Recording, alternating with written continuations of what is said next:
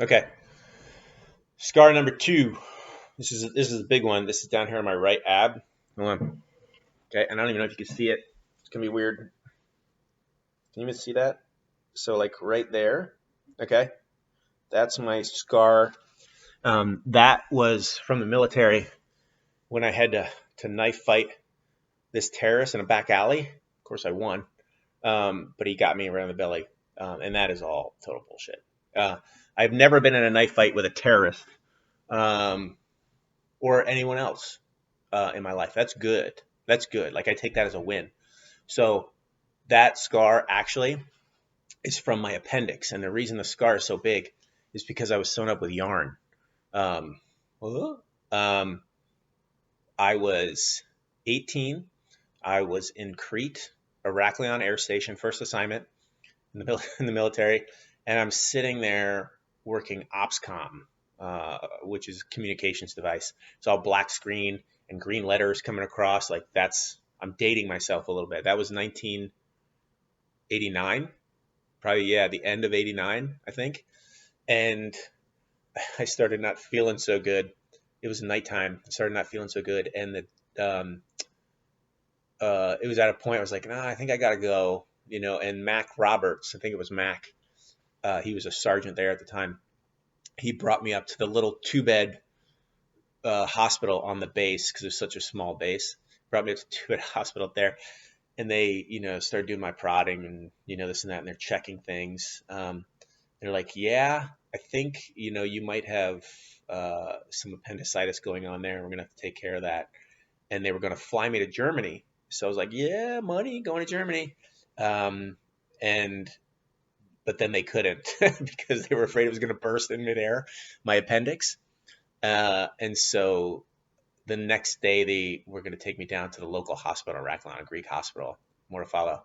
One of the things I remember though is that was when I became fully aware of like IVs, because they came up and asked me, and they said, hey, we have this new nurse here, just started. She's like your rank. She's like, an E2, it was like E3 at the time, and she hasn't had much practice on IVs. Do you mind if, we need to hook you up? Do you mind if she does it? And I was like, okay. I'm like, way cute. Yeah. And so she started trying to find my vein, and it was like 6 or 7 times, that she had to go like in here and find the vein. I'm like, and I'm trying to smile and stay all tough because again, she was cute. And her supervisor behind her is going like, oh, like he knows it's not going well. But she finally got it, with a little help, got in there. I did get a date out of it later on. Didn't pan out or anything, but I remember that. And so whenever anybody has to try to give me an IV now for any reason, I'm like, okay, it could be worse because that was worse. But anyway, they brought me down to the hospital in Heraklion, and they set me up on a gurney, got the clothes off and stuff, and, put on the gown and everything because they were going to go down and do surgery and take it out right away. And so they put me on the gurney. They put me in an elevator. They had an elevator, and they brought me to the basement, which is like, oh, basement? Yeah, basement. So surgery room was in the basement. They brought me down there. They wheeled me in. They put the IV in me, and they start to prep me for surgery. And the Greek attendant, she started to get me ready for surgery, up here, my belly. This is where the appendix is. And she was like shaving, and then she started shaving like lower and lower, like right around my nether regions. And I was like, this is an appendix surgery, right? I started to get a little worried. They had put the IV in with the medicine, and the medicine was going to start working in a second. I was like, oh shit, I hope this goes well.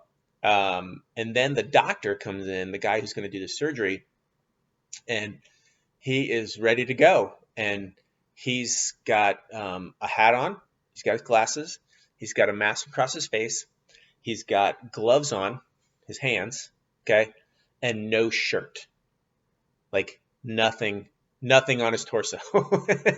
And so my last image before the drugs knock me out is I think that this Greek doctor is going to go to town on me with this big white hairy furry chest, and just be like, leaning over me working with no shirt on, and I'm going to be crapping out like, white hairs, for weeks.